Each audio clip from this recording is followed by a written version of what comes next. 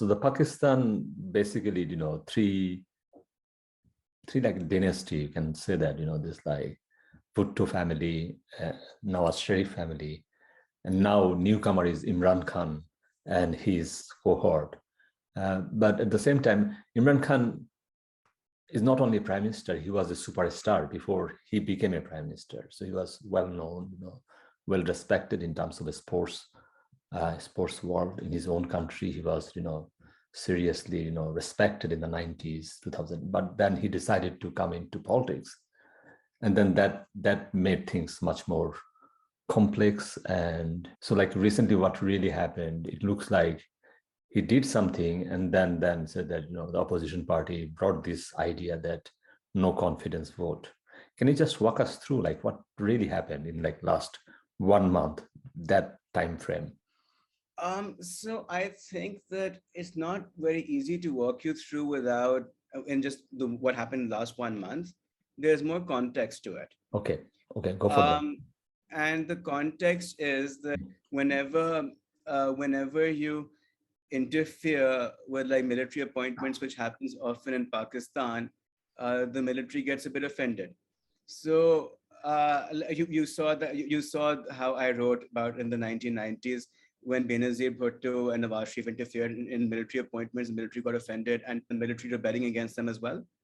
So in that respect, you already had Imran Khan, who was now doing the same thing, who in the last 1 year had fallen out of favor with the military as well. Um, Now, when someone falls out of favor with the military, it's easier for the opposition to bring him down, because then you don't have like a powerful institution backing the person. So, in that respect, the opposition now had a chance to galvanize against him if they wanted to. And what they decided to do then was also the fact that Imran Khan alienated some of his own supporters as well. Two of his largest supporters, there was one gentleman called Jahangir Tareen and other gentleman called Alim Khan, who were also part of some government-linked scandals earlier, which had obviously not gone down well with the prime minister at the time.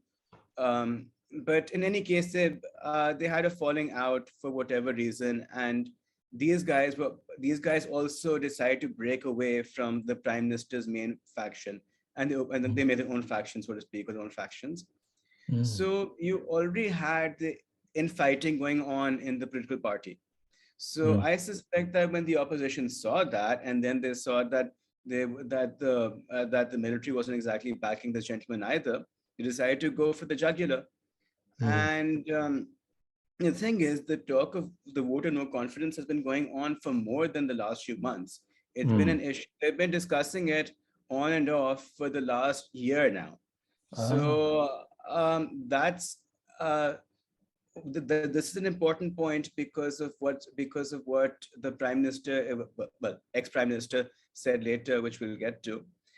But essentially, the People's Party and the PMLN, which is the Muslim League Nawaz group, and a few of the smaller parties got together and realized that now they had the numbers to oust Prime Minister Khan.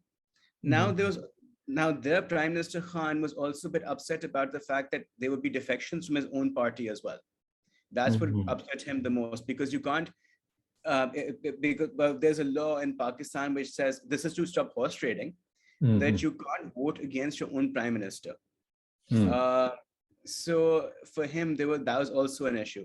The law doesn't say much that you can't vote, but it says if you do vote against your prime minister, then you can be disqualified from holding a seat in the parliament. So the first thing Imran Khan tried to do is he tried to make that law something which would stop people from voting against him in the first place by saying, if you try and vote against us, you'll be disqualified before you can vote against us. That's not what the law says. It says that you vote against your prime minister, then you can be disqualified if you don't have a good reason. So then there was that issue with the vote of no confidence itself was a major issue because first the prime minister refused to let it be held. Every time a date was set, the prime minister's speaker would somehow come with an excuse to not hold it. Eventually, things got to a point that the Supreme Court was brought in because um, what happened is that the prime minister decided that there was a letter threatening him and apparently Pakistan, by saying that that America is not very happy with his with him, and the fact that he was that America felt he was siding with Russia, and therefore the prime minister said that this letter proves. The letter also mentioned that a vote of no confidence will take place, and after it does, America will happily work with whoever is in power later. Now, the prime minister took this letter to mean that America was trying to organize 177 members of parliament by paying them off and having a vote of no confidence against him. And using that excuse, he dissolved the parliament. Now, when this happened, the opposition went to the Supreme Court, and they stated that when you are under a vote of no confidence, you cannot dissolve parliament. It's not allowed. So the courts looked at a couple of things. They looked at the legality of the parliament being dissolved, not even by the speaker, but by the deputy speaker. And B, then they also looked at, the Supreme Court looked at not the letter itself, because the letter, it turned out, first Imran Khan had said the letter was from an American official. Then it turned out that it wasn't from an American official. He then said, no, it's not from an American official. It is from our own ambassador. It's a private cable, which is from our ambassador to Pakistan, in which he's talking about how America wants to make the government fall. It wants a regime change. In any case, what happened is that when the Supreme Court looked into this, the Supreme Court did not read the letter because it wasn't shared with them at the time. It was considered a secret cable, which the judges weren't allowed to read at the time. But the secret cable, what the judges were allowed to do was, there had been a national security meeting in which this letter had been discussed. They looked at the conclusion of the meeting. In the conclusion of the meeting, the National Security Committee, which included the government and some high-ranking military officials, including the Prime Minister, one thing they noticed was that the Foreign Minister, who is normally in charge of things like this, who's a strong part of this, wasn't there.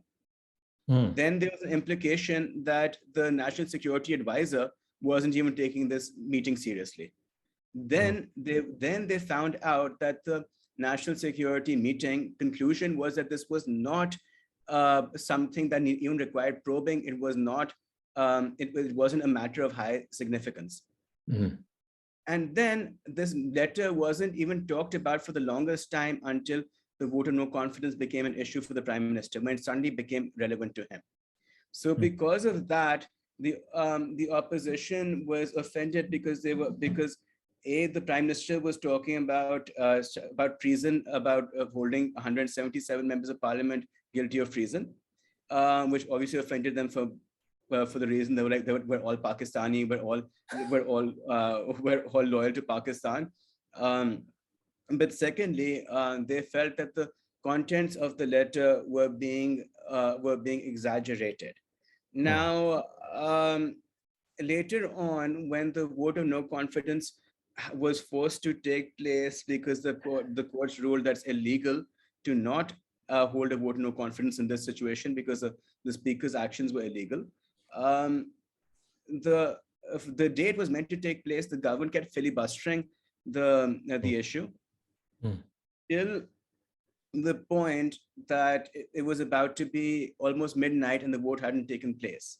Now, at this time, both sides were trying to galvanize support outside the parliament as well.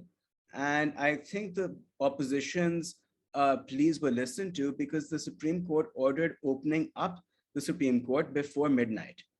And they said we'll be sitting there. And the Chief Justice of the Supreme Court reached the Supreme Court before midnight.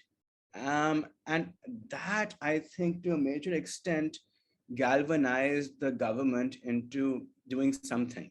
But like, we'll have to hold the vote some way or another. Now the BBC is running a story that the military also got involved. They're saying, the BBC is saying that two military men. The BBC is saying that the army chief, who the prime minister was having issues with, ex-prime minister was having issues with, Imran Khan tried to sack him.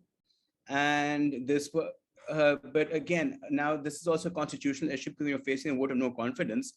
Are you allowed to sack someone at the last minute, or what? It was a gray area legally. In any case, there when the what the BBC is alleging is that he was expecting the person who he wanted to promote to turn up at his house in a helicopter, but instead two other generals turned up and said, no, you're not going to get the, you can't sack this guy, and you go ahead and make the vote happen. So between this pressure from the generals who weren't very happy with the prime minister's actions and the court which had opened up, the speaker of the speaker and the deputy speaker went to parliament. When asked by journalists what was happening and why they were there, and also I believe one journalist accused the speaker, so isn't this your fault or whatever, because this entire issue. The speaker responded with a very rude word, which I can't say here, but essentially the speaker wasn't very happy with the situation. So after cursing out the journalist, the speaker went inside and resigned. The deputy speaker didn't resign apparently, but the speaker did. The speaker then told the speaker from the former government of Nawaz Sharif that he could preside the session, and then he left. And after that, most of the PTI parliamentarians didn't vote for this. I think no one voted for it really from the PTI. No one bothered with the vote, but 147 members of parliament, I believe you need 170 or 172, 147 members of parliament voted in favor of no confidence against the prime minister. And that is how the prime minister was removed. Now, ever since then, the prime minister has been saying, well, the ex-prime minister, sorry, I'm still so used to saying Prime Minister Imran Khan. It's been a few days. The prime minister has been saying that, the ex-prime minister has been saying that this is an imported government. I can't recognize this government because this is a government that's been paid off with American dollars, etc., etc. Now, they also started the narrative before this even started, the Lettergate issue, as they call it. Before the Lettergate issue, the narrative had been that President Zardari, ex-president of Pakistan, PPP, and Shehbaz Sharif, who's now the inheritor of the PMLN party, were paying off people to come join their ranks against the prime minister. It is also true that many people did defect from the prime minister's party, or attempted to, because many of them were found talking to other parliamentarians in the parliament lodges, and also in what is called the Sindh House. The Sindh House is where parliamentarians from Sindh or stay when they come to Islamabad. So the government, before all this happened, also tried to have raids in the parliamentary lodges, which was a little ridiculous. And then they also raided the Sindh House. And there wasn't, well, this wasn't the government. This was a bunch of angry members of parliament from Imran Khan's PTI attacked the Sindh House. So that also happened. So it was a little ridiculous. But this is essentially what happened in a nutshell, I guess. So, like, a couple of things came out from your talk. So Imran Khan fell out with army like more than a year now. What was the moment for, like, why it fell out? What was the main key points there? Okay, so there were 3 points. The first was there was the chief minister of Punjab, who wasn't doing the best job, and he did a controversial appointment in the first place, given he didn't have any governing experience, and a lot of other people were thought to be better qualified. So plus there were accusations of corruption, and not just by this gentleman himself, but between allegations of corruption between this the chief minister, the prime minister's wife, and a friend of the prime minister's wife. So there are literally allegations of a corruption ring between the prime minister, the prime minister's wife, her friend, and the chief minister. So the chief minister is already controversial for this reason. People felt he wasn't doing enough. The chief minister before him, Shehbaz Sharif, who's now PM, for example, had been very good at controlling dengue, but that didn't happen here. There were quite a few reasons, but people essentially felt that this guy wasn't pulling his weight, wasn't doing the best of jobs. Then the second thing was that General Bajwa, the army chief, was also angling a second extension, which an extension for the chief, for the military chief, is also like a bit of a controversial topic, but this was meant to be another issue. Then the third issue was that, again, military appointments. One of the head of the ISI, General Faiz Hamid, was someone who was seen as being too close to Prime Minister Imran Khan, and the army chief wanted him changed. And that is where the major clash happened, because Prime Minister Imran Khan wasn't doing that. Eventually, the army chief won out, but only after a bit of a long drawn battle, which left both sides quite bitter. And then I think that's essentially when the opposition realized, okay, now this guy's not backing him anymore. This might be the ideal time. There are also accusations that the ex-ISI chief was very overtly taking Prime Minister Imran Khan's side, and he was getting things done for Imran Khan as opposed to the Prime Minister doing things through Parliament. It is true that most of the things the Prime Minister tried to achieve were done through executive orders rather than through Parliament. So there was also the impression that Parliament was being ignored, which I'm pretty sure that the opposition definitely felt like nothing was happening in Parliament. So between these things, and then the fallout between the military, the army chief, and the prime minister decided to go for the jugular. One important thing you mentioned about this, like ISI chief. So Imran Khan had some kind of good relation with this former ISI chief. So when he is gone, he was removed a few months ago. So like the former army chief is still there. Army chief is still there. The army chief had been recommending removing this guy for over a year. Okay. And Imran Khan had been dragging it. So like army chief is on his extension. He was supposed to retire, but he did not retire. So he got his extension now. So that's the thing. It was quite interesting because when the case against General Musharraf was decided, General Musharraf was guilty of treason. Imran Khan's government lawyers decided to resign and represent General Musharraf. So they were clearly trying to keep the military happy. Then the issue of General Bajwa's extension came up for the first time. The then Chief Justice, Justice Asif Khosa, mentioned that, pointed out that there's no while people may have given an extension in the past, there's no legislation that allows for this.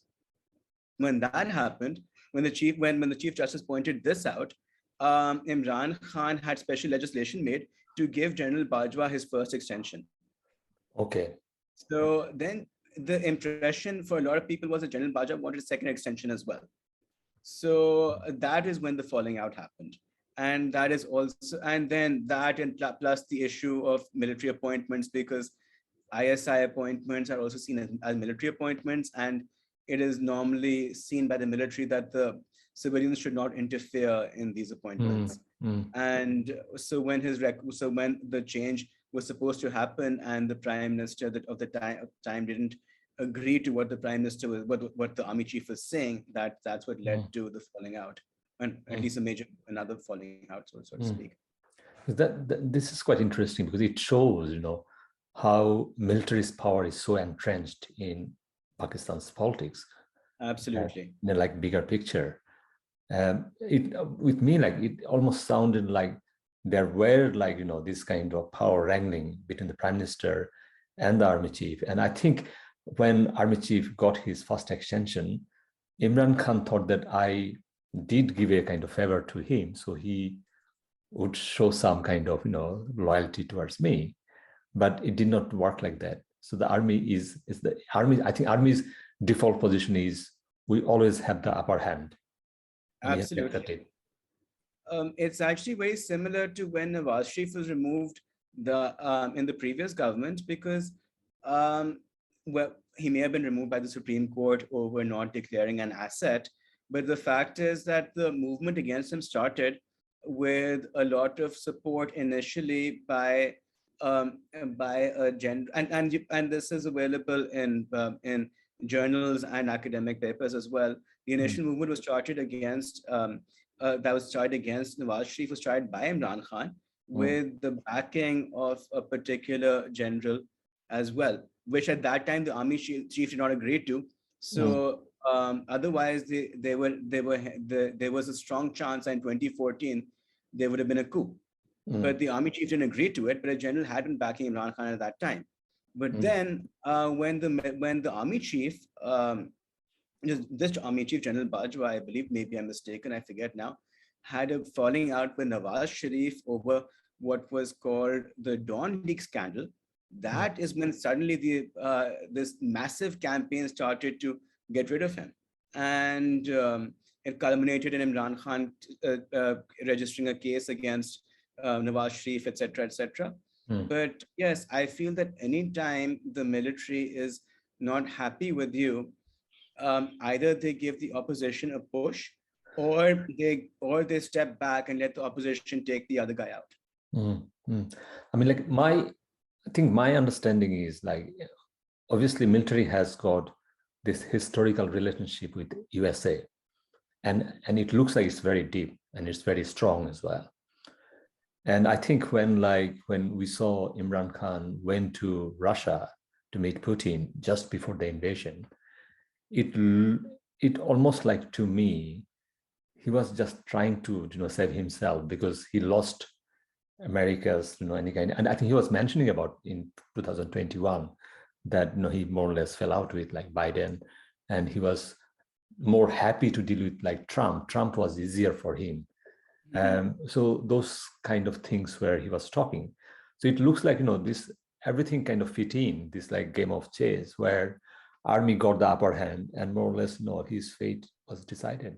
He never actually got a phone call from Biden either. And I think he holds that against President Biden for the longest time, and still holds that against him. I suspect that if Shehbaz Sharif were to get a phone call from Biden right now, we'd start hearing screams coming from Prime Minister Imran Khan's house, because I think he really held that against America, that he can get a Mm, phone call of congratulations when he was elected Prime Minister. mm, Uh, mm. I mean, it shows like how America's politics is also involved in Pakistan's politics. And I think the historical connection of the army is the chief beneficiary of that connection. And um, I would agree that American politics are deeply entrenched in Pakistan to a major extent, but I don't personally think that America necessarily had Prime Minister Imran Khan removed, or even if they no. did, they certainly did not do it through Mm, bribing 177 members of parliament. mm, And I'm mm, 100% sure that 177 members of parliament are not guilty of treason, mm, which mm, is what Imran Khan is claiming. mm, And again, when the Supreme Court was looking at the Security Committee meeting, they noted the conclusion which said that this is not an issue that even requires probing. mm, And then recently, just yesterday, I believe, the Islamabad High Court was also looking into this issue for some other reason, some other case. And again, they also looked at the National Security Committee meeting, again, which had the Prime Minister of the day and people sitting there in it. And again, the Islamabad High Court also said that this does not show that this meeting did not indicate that this was a matter of high priority or something mm, that even required probing. mm, Then if you look at the timeline, first the Prime Minister says, "Oh, I've been threatened by a foreign country." Then mm, that becomes, oh, I wasn't threatened by a foreign country, but my ambassador told me we were being threatened by a foreign country. So it's a little shaky, I mean, I'm sure that you talk to someone else, they may have a different take on things, but this is my take on it so far.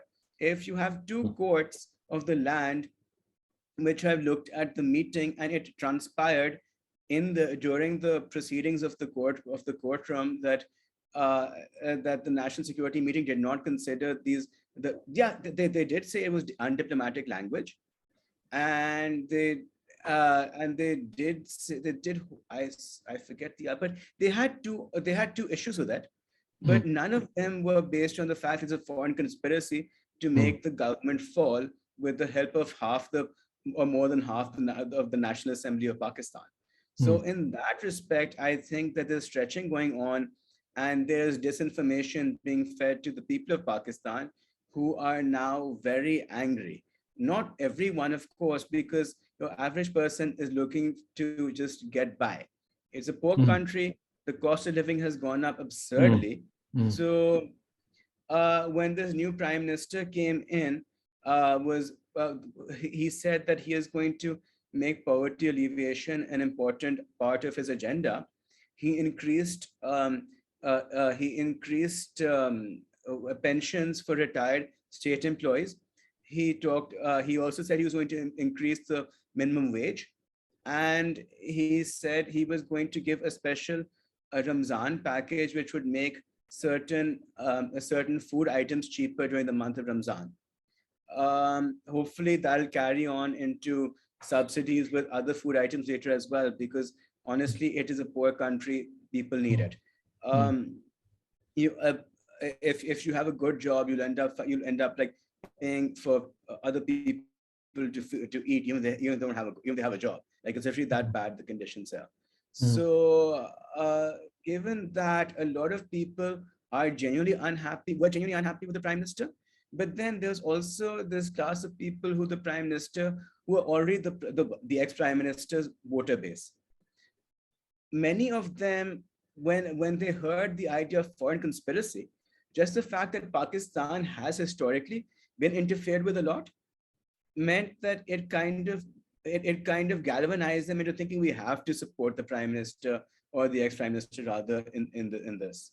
mm, So because it's true, Pakistan does have a history of being interfered with, and given that, also the fact that in Pakistan, it's very easy to often blame the external forces mm, for anything. You could have a terrorist attack which might have been homegrown, but it's mm, very easy for the state to say, "Oh, that happened from like those guys next door in India, or those guys next door in Afghanistan." And often, yes, scholarship has shown that there have been attacks from Afghanistan and India, sponsored rather. But the mm, fact is, even when they aren't, it's easy to blame it on the other guy. mm, For example, we have in Pakistan the Aurat March, which is the women's march, essentially. International Women's Day is celebrated on the day of the Aurat March, because they gave a statement against the prime minister once or twice for some political issue that they had. The prime minister Imran Khan at that decided that Aurat March, and the PTI said this very categorically, Aurat March is foreign funded. So even the feminists became foreign funded, because with Prime Minister Imran Khan, I feel that if you are not with him, you're automatically against him, and you're working for the foreign agenda.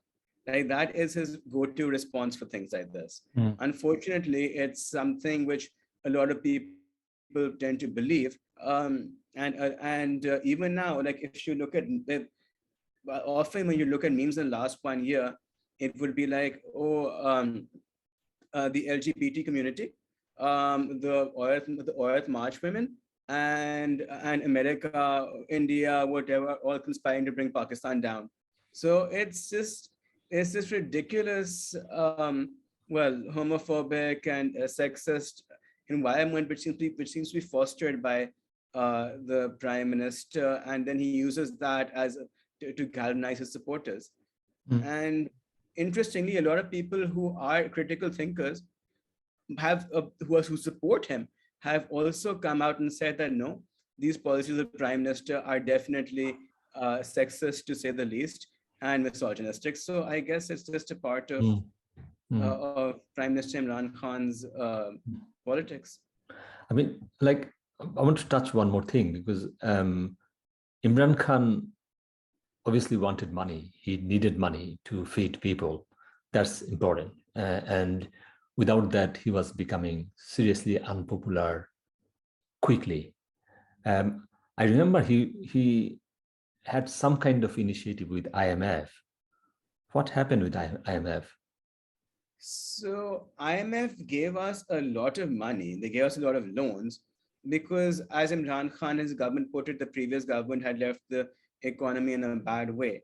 Mm, Um, they made some mistakes though, because while I'm sure that their heart was in the right place about trying to fix the economy, they definitely made some mistakes because, for example, I've been told by a bunch of economists. I'm working at the Lahore School of Economics, so I have access to quite a few economists. That that one thing poor countries do is that they try to make sure that the exchange rate isn't it doesn't fluctuate too much because through something called capital controls, the mm, idea and whatnot, and interest rates, whatever, so that your economy doesn't suffer too much. The IMF told him to have a free floating exchange rate. mm, When he did that, the dollar skyrocketed, the pound skyrocketed, everything skyrocketed, the rupee devalued to some ridiculously low figure. And so economically, we weren't doing particularly great under Prime Minister Imran Khan either. And we saw the effects of that. The cost of living went up tremendously. mm, Um, the Prime Minister was essentially opening up free soup kitchens. Because for him that was his way of battling poverty. But the fact is that A, not everyone has access to the free soup kitchens, and B, it should be more about making the earnings of people better, or making access to food more easily available, cheaper food more easily available than just opening up the occasional food kitchen, mm, which is essentially what the government's answer to this was. So, like this gentleman who works in my university, he does odd jobs here and there, assists, like literally, like he's literally employed to help out the elderly professors and things like that. He came up to me and he said, "I can't afford to buy food for Ramzan. Would you please help me out?" So I literally bought him what's called a Ramzan package box, in which you're buying. It has some dates in it, has some whatever, oil, etc. He said he couldn't afford it. He's like, "This economy, I can't afford it." So and if this is someone who has a job, imagine the people who don't have jobs. So this is where we've gotten in terms of poverty. It's really bad.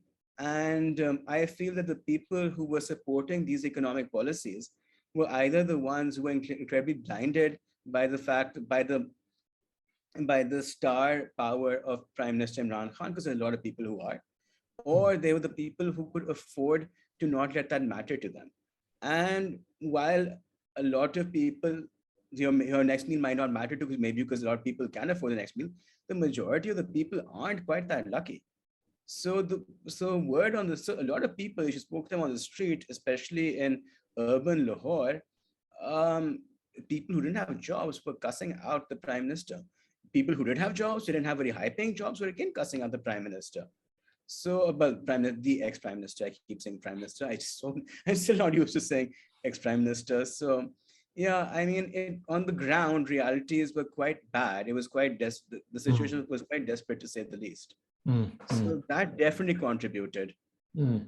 Because I think in terms of economy, there's some kind of consensus that I think Imran Khan more or less did not do well in that sector, which is the most important sector to actually, mobilize people to rally behind him. So if we see like all those things happen, now the situation is he's gone, he's ousted, and there is some kind of interim government right now. The PMLN and the People's Party and some smaller parties got together. They formed an alliance called the PDM, People's Democratic Movement. Okay. So the party with the largest number of members of parliament was the PMLN. Mm, So that meant that the leader of the PMLN, current leader of PMLN, was mm, Nawaz Sharif's brother. yeah. So he was also the chief minister of Punjab before this several times. Mm, So he was voted in as prime minister by the by the parliament. mm. So, like, what's the rule in terms of constitution? Like, how soon the election will happen? No, because this is the same parliament which was elected in 2018, except for Mm, the fact that Imran Khan's people have mm, suddenly, many of them have resigned. But it's mm, still the same parliament.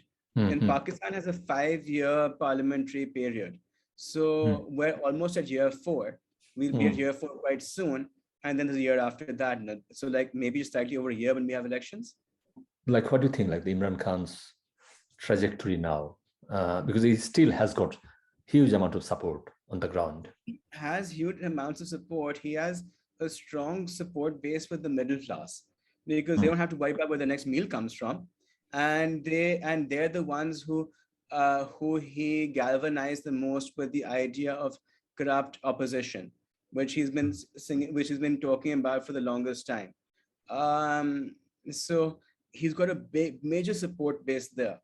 That said, I believe Shehbaz Sharif is now trying to chip away at that support base because allegations of Prime Minister Imran Khan's own corruption are also coming out slowly. mm, Um, we have the Toshkhana case. Not sure I'm pronouncing it correctly, but the Toshkhana is where all gifts given to the Prime Minister, President, etc., are stored. After once they're over a particular value, I forget 10,000, 20,000 rupees, they know they can't belong to you. They have to be kept at the Toshkhana. So apparently the case is that the prime minister undervalued. Oh yeah, you're allowed to pay 50% of the value of what's in the Toshkhana, and then you can keep it as a gift. okay. Apparently, the prime minister. This is the accusation. I don't know whether this is fact, but this is the accusation which the Federal Investigation Agency is now probing. The Mm, prime minister picked up a necklace worth 180 million rupees, and he paid a few 100,000 rupees, not 50% of the value at all, but like barely a percentage or whatever of the actual value. And he sold the necklace for cash. He didn't sell the necklace. His advisor on Pakistani diaspora apparently sold it for him. This is what the allegation is, and this is what's being probed right now. This was last year. It was in the paper that the prime minister had taken something from the Toshkhana, but when he was probed about it, he hid behind the right to the Freedom of Information or Right to Information Act, is called in Pakistan, and said that any gifts the prime minister gets is not subject to right of information, and therefore he couldn't talk about it. So this is what mm, happened last year. So I don't know whether it's correct or not, but I do know that it came up last year in a case and now it's being probed. So I suspect that his whole thing about I'm honest, everyone else is corrupt is also going to be negated, possibly. Also, given the fact there's also the accusation of the ex-chief minister of Chief Minister Bazdar Imran Khan, Chief Minister in Punjab, and Imran Khan's wife and Imran Khan's wife's friend colluding together in a corruption scandal there. So between these accusations, mm, I suspect some of that voter base might get chipped away. But then there's also the fact that for the last 10, 15 years, this man has been crusading on the basis of corruption and how everyone except for him is corrupt. And a lot of his own supporters buy into that, and they would consider this to be a conspiracy against their mm, leader. mm, mm. So I'm just not sure how it'll play out. I mean, like my observation, like my comments here is, I think the structure in Pakistan's political structure, um, it allows lots of those things, the corruption, the graft, all kind of things, collusion with the other groups, and then whoever in power, they can maximize their position through all kind of access. So like I'm not sure, like with the current prime minister who's in charge, because historically what really happened, whoever come to the power, they try to go after the opposition leaders, try to, destroy them and dig, all the dirt from the past and everything. What do you think? I mean, will that trend will continue with this prime minister? When when he was sworn in, he was saying that I won't go out my way to hound the opposition, but I will let the law take its course.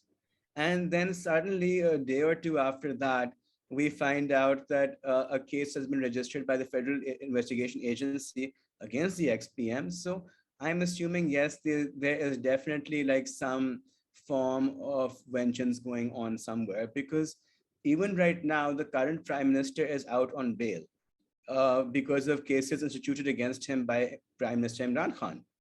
And but then it's also ironic because when Imran Khan came into power, there was a case of terrorism against him.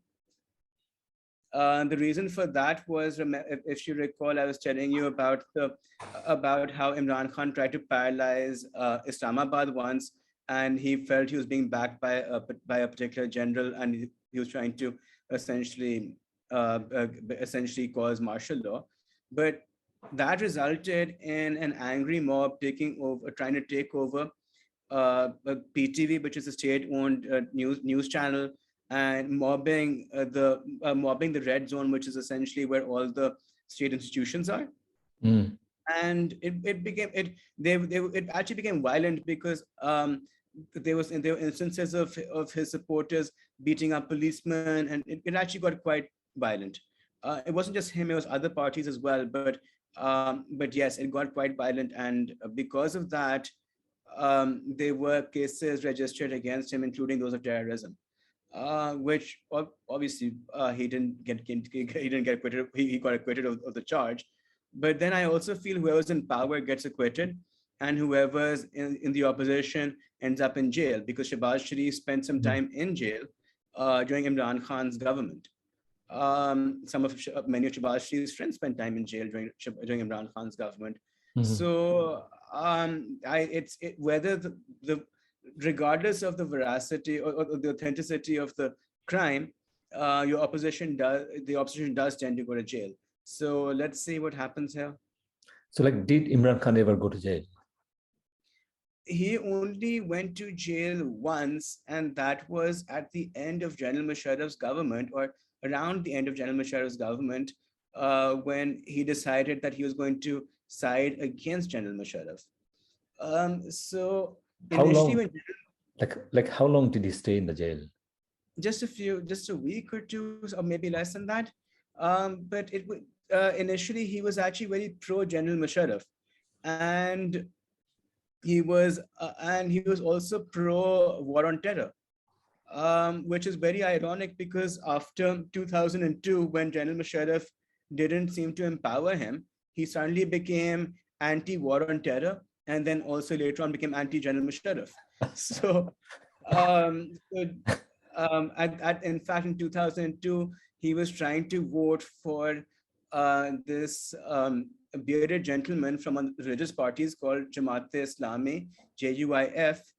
He was trying to vote for the leader of that party, Maulana Fazlur Rahman, as president. Then was that 2006? In any case, he was trying to vote for this guy against this gentleman called Shah Mahmood Qureshi. Now, Shah Mahmood Qureshi is in his party, and now Imran Khan claims that Fazlur Rahman, the guy who he was trying to vote for, is super corrupt because that guy is now allied with Shehbaz Sharif. So that's politics in Pakistan. One day you're with someone, the other day you're against the person. I mean, that's my worry. You're going back to the same vicious cycle again and again and again. And the country is suffering. Because I'm seeing the exact same pattern is coming back again. And I'm pretty sure like Imran Khan at some point will go to jail. Biggest question will be how much people he can mobilize on the ground, like to, not to go to jail or not to lose in the election, how much he can bring. So Pakistan does have a large number of his supporters. And I mean, if in the last few days, you've seen protests in all the major cities. And it's not hundreds of people, it's thousands of people. Mm. Um, they might use cameras to make it look like tens of thousands or even hundreds of thousands. They might use tricks like that, but there's no denying the fact that thousands of people have mobilized because thousands of people have absorbed the message. For Mm. thousands of people right now, there's an imperialism, there's an imperially installed government in Mm. Pakistan. That is their worldview, and it's not just limited it's not just limited to like people who don't have. I'm sorry. It's actually interesting because people who weren't political before became political because of Imran Khan, not necessarily because he talked about the politics of it, but because he galvanized hate against the opposition. Those guys are corrupt. Those guys are looters and murderers and plunderers. How can you vote for them? Come vote for me. We're the good party. So this is literally what he's been selling to the people for the longest time, and I have seen the intolerance that this message brings about, because you right now in Pakistan, if you mention, in fact, it happened to me. I mentioned that Prime Minister Shahbaz Sharif has come up with three good policies. Remember, I was mentioning to you earlier the policy of poverty alleviation through three policies. I mentioned those. I was like, these aren't like good policies. Fingers crossed they work out. The minute I said that, people were attacking me left, right, and center. Oh no! How can you talk about this? Imran Khan. This guy's corrupt. Not prime minister, crime minister. Shahbaz Sharif is prime minister, not prime minister. I was like, I mean, there have been times in which I have very happily praised PTI policy for some things, and I still do. Um, he's done when COVID-19 came, he had one of the best advisors, this gentleman called Dr. Faisal Sultan, advising him on what to do about it. Mm. It Mm. was fantastic policy. You have to praise it. There have been very Mm. many other policies like that with the PTI. So Mm. it's very weird that you can praise PTI policies and the PTI people will be very happy. But Mm. if you praise the policies of the opposition, the PTI people will suddenly attack you. So Mm. it's this very, I wouldn't say dangerous, I would say it's a very intolerant atmosphere, Mm. which I Mm. think is really sad. There's Mm. no space for dissent from what the PM says. I mean, my problem with, like, because we are scholar, you are a teacher, you are a lecturer, we have to have this like academic freedom, because if you don't do it, and then when you talk about transparency, accountability, end of corruption, democracy, then you have to have this platform safe. If you don't do it, then what you get, that's not democracy. That's not actually end of corruption. My biggest worry is if more things are churning up on the ground, and that this clash might be even like orchestrated by different other groups, other bigger groups, which can trigger more or less army to come back with full power, and then going back to the martial law again. So I don't think the military is right now interested in martial law, or at least not an overt form of it, because again, we were when we the day the prime minister was ousted, there were talks of martial law all day, and to the extent that we actually saw military trucks in the red zone, which is the red zone being the government buildings area, which they're not supposed to be in. There was definitely like something going on, right? Everyone was terrified there might be martial law. Then Mm. there was also talk about how the prime minister would rather trigger martial law by Mm. angering the army chief or whatever, than handing over power.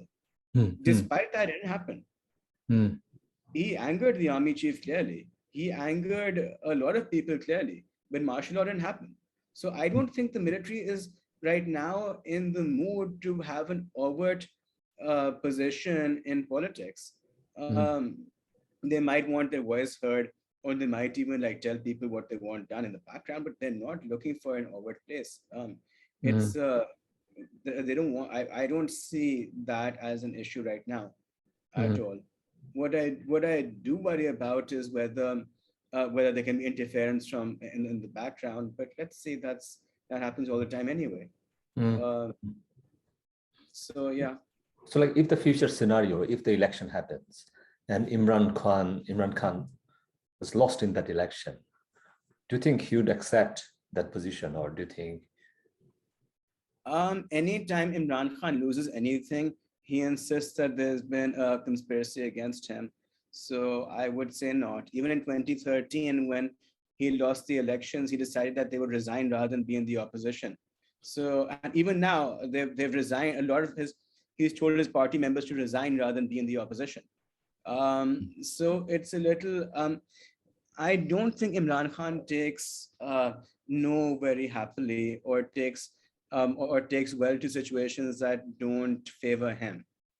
That said, I don't even know if he will lose, because he does have a lot of popular support, and if he can play on this message of foreign interference, I'm sure if you ask many other Pakistanis, including your own former students, or your own students, many of them might actually believe this.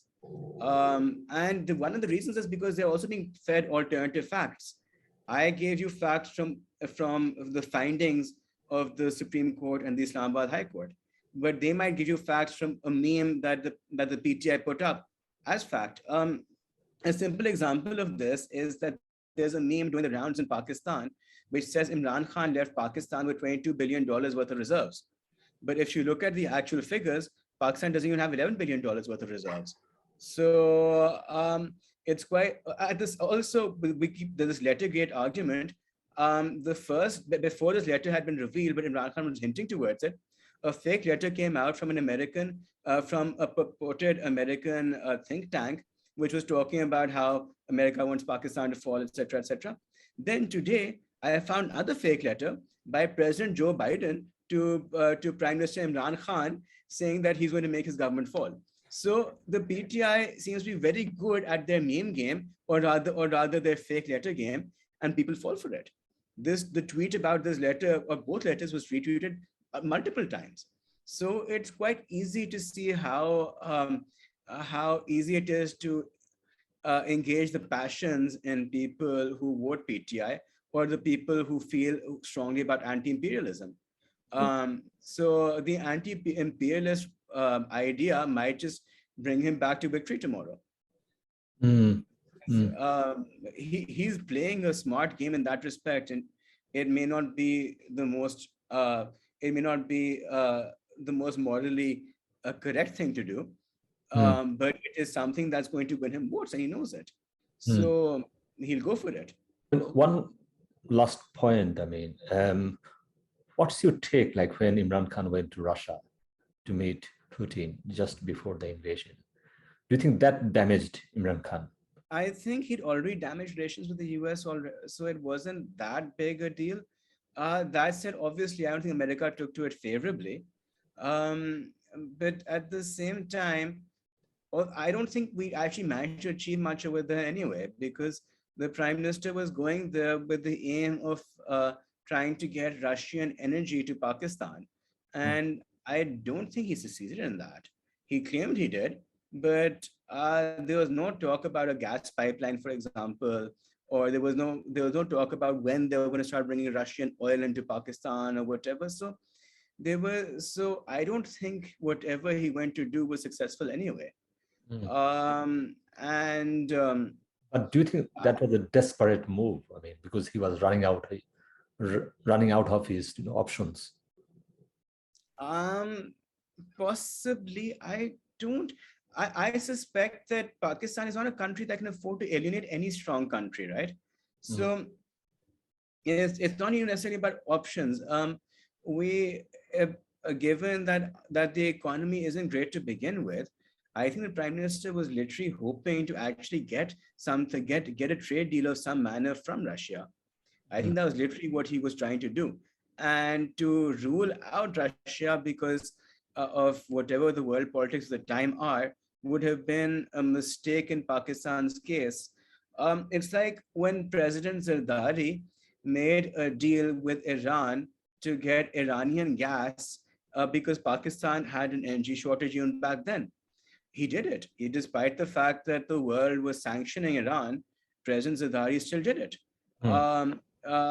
The problem was that when the subsequent government of Prime Minister Nawaz Sharif didn't go ahead with the deal, but President Zardari, because when maybe Prime Minister Nawaz Sharif gave in to pressure from abroad or decided he didn't want to alienate the other governments. But the fact is that when push comes to shove, Pakistan does go to other countries for what it needs, because we're facing a severe energy issue. There's no doubt about it. Um, it's so I genuinely think that the Prime Minister at the time was going for out of genuine concern and need for energy. mm, mm. How do you like put China in that equation? Like, because it looks like China was involved in Pakistan with their, this Um, Belt and Road Initiative and all those things, invested serious amount of money. it's actually ironic that under the previous government, under the Nawaz Sharif administration, and then the subsequent prime ministers who came after him, but from the same party, I think that there was more of a push towards the One Belt Initiative. It's called the CPEC here. Chinese, the Chinese Park. I forget what the acronym stands for, but it's the One Belt Initiative here. But there was more of a push at the time, and the military was also quite involved in it. And I also think that while it still continued, there's a lot of Chinese people in Pakistan. There's a lot of Chinese projects going on in Pakistan. It slowed down a little bit under Prime Minister Imran Khan, but it didn't exactly stall. It just slowed down. The PMLN claims that Imran Khan stopped it entirely. He was trying to scrap the project, which is not true. Imran Khan didn't stop it. It did slow down a bit, but I think that the Chinese factor is very important and proves my point that Pakistan will go where it needs to go. If we're getting investment from China, we will accept it quite happily. If we're getting investment from Turkey, we will accept it very happily. So for Prime Minister Imran Khan, this was an opportunity to get Russian investment as well, or to get a deal with Russia for energy. There's Pakistan isn't very discerning as long as the country is in India. That's where Pakistan thinks twice because of its bad blood, given the history of the two countries. I mean, it's quite fascinating because this is the first time, India and Pakistan are on the same side in terms of, Russia and invasion in Ukraine. But at the same time, these two countries are in all kind of loggerheads historically. What do you think? Any comments on that? I mean, I can tell you a little bit about what's happening in Pakistan regarding India. If you recall, in 2008, we had the Mumbai attacks, and it was attributed to this person called Hafiz Saeed, if I'm not mistaken. And recently, I think I read something about how Hafiz Saeed was given a sentence of 20 or 30 years in Pakistan. So I suspect that Pakistan is perhaps trying to mend fences somewhere with India. And well, of course, it's still hawkish when it comes to a lot of issues. The Kashmir issue is clearly one that you have to be hawkish about, even though Prime Minister Imran Khan did, to a major extent, try to bury the hatchet there as well. But then he also got rid of Pakistan's permanent ambassador to the UN and replaced her with someone who is considered to be even more hawkish. So that they could argue over the Kashmir issue. So, but I think overall the trend is going towards live with each other as opposed to fight with each other all the time, because it doesn't make economic sense and it takes up a lot of resources. So what will be your prediction in the short term? What's going to happen in terms of election and all this process? Will you see lots of chaotic situation on the ground, or will you see some kind of, people are tired, people also, exhausted about lots of things, obviously pandemic and then the economic crisis, no money on the, anywhere. Imran Khan is able to whip up a lot of sentiment, and I think he can use that, weaponize that against his opposition very easily. So Mhm. in that respect, I think he has a very good chance of perhaps forming the next government again if elections are free and fair. Mm. Alternatively, while the PDM does have more votes, I was also thinking the fact that it's made up of various small parties and two big parties who don't always see eye to eye, that could cause infighting as well. Mm. The reason why Imran Khan was in power in the first place was because he had allied himself with smaller parties, and then there was infighting, and then the smaller parties defected and went the other way. So it's quite possible that if Shehbaz Sharif doesn't play his cards well and doesn't keep the Mm. other smaller parties happy, and certainly doesn't keep the People's Party happy, which is his main running mate in this scenario, Mm. I there's a strong chance he could lose because it depends on the coalition and it depends on the numbers. And right now, on paper, the coalition may look like it's working, but who knows? Tomorrow it may not. Imran Khan thought he had a fantastic coalition as well, and then he suddenly didn't. So Mm. it really depends. I mean, just like one very last one. I'm aware of time because you have got a small kid. Um, so when you said like, if there is a free and fair election, well, what's your concern here? Like, who's to disrupt the election, the process, fairness? So in Pakistan, we of like in the 1980s under General Zia, when there was supposed to be an election, one thing he did is he had this disqualification tribunal in which he would have any politician he didn't like disqualified. So you have things like that happening in Pakistani elections. So that's already one way to get rid of the people you dislike, to weaken the party, right? Then after that you can use tactics, other unfair tactics or illegal tactics to make it look like they lost in the polls as well. So in that respect, you can then have dirty elections which may be perceived to be free and fair, but probably aren't. Mm. Um, like they in the pre in 2018, a lot of the opposition against Prime Minister Imran Khan found themselves being disqualified. A lot of people found themselves being told by the powers that be to defect to Imran Khan. Oh, so that's one last thing I wanted to talk about. The Okay. three largest constitutional issues that I have witnessed since 2018 have been this. A, people defecting not out of morality, but for other reasons to the PTI. So horse trading going on there, which is a major constitutional problem in Pakistan and has been mentioned in the constitution. Then the other way around, because suddenly you have people defecting from the PTI to the opposition. So again, horse trading, another major issue. And then the third thing being the Prime Minister Imran Khan trying to deny Parliament their constitutional right of vote of no confidence. So these, I think, were the three biggest constitutional crises which Pakistan has faced. It's ironic that the PTI complains about horse trading in this vote of no to the run up to the vote of no confidence, but ignores the horse trading that happened that brought Imran Khan into power in the first place. But I believe that you're going to condemn a constitutional issue, condemn it in its entirety, condemn it when Imran Khan was brought in, condemn it when Imran Khan is taken out, condemn it when Imran Khan tries to get rid of the vote of no confidence. And that's the only fair way to do it, I think.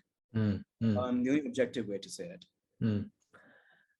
Because I know like your family is linked with judiciary quite a lot. What's your take? Do you think the Supreme Court came out with some positive notes here? I was actually happy with the verdict because because when it comes down to a point of ethics, right? If you're going to have a vote of no confidence, which has been tabled, the prime minister is not allowed to dissolve assembly. It's just that simple. Yeah. You can't, and certainly the speaker can't dissolve the assembly when there's a vote of no confidence out in the open. Also, so in that respect, I think what the Supreme Court did, and a lot of people would argue the Supreme Court overstretched itself because it's also because courts aren't meant to interfere in matters of parliament. But then you can also say if Supreme Courts are meant to and are also the arbitrators of the Constitution and are the safe keep others are the guardians of the Constitution. So if there is a breach of the Constitution, the Supreme Court can come in. So in my opinion, I was happy and I thought the court was empowered that day, and the court made the correct call, which overall helped democracy. Of course, a lot of people don't see it that way. A lot of people see it as, oh, the courts sold out Pakistan, etc., etc. There's a lot of memes about how the Chief Justice and even the Army Chief are like are the worst people on the planet. So yeah, there's been a lot of anger at these two gentlemen. But yes, I think that what the courts did was, in my opinion, constitutional. I'm not a lawyer. I'm just a political scientist. So yeah. No, I mean, thank you. I think we had now some kind of very good picture what's happening, and how these things turned out, and now what could happen. But it's like one of those things. Pakistan's politics is always like this kind of ups and downs, and then it's a tragedy at the end.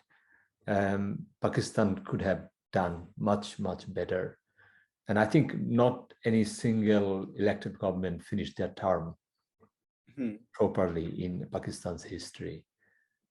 So that's quite telling as well. So I think hope these kind of things, these changes, this constitutional, some kind of upholding constitution is important to that journey, that at the end we need that democracy, proper accountability and transparency, which can actually help everyone, not only just small number of people. Thank you, Faisal. Thank you. So I think I'll keep you busy, because I mean, this looks like you need to come back again, because lots of things will happen on the ground. That sounds great. Yeah. Okay. Thank you so much. Okay. Okay. Let's Goodbye. keep. Okay. Bye.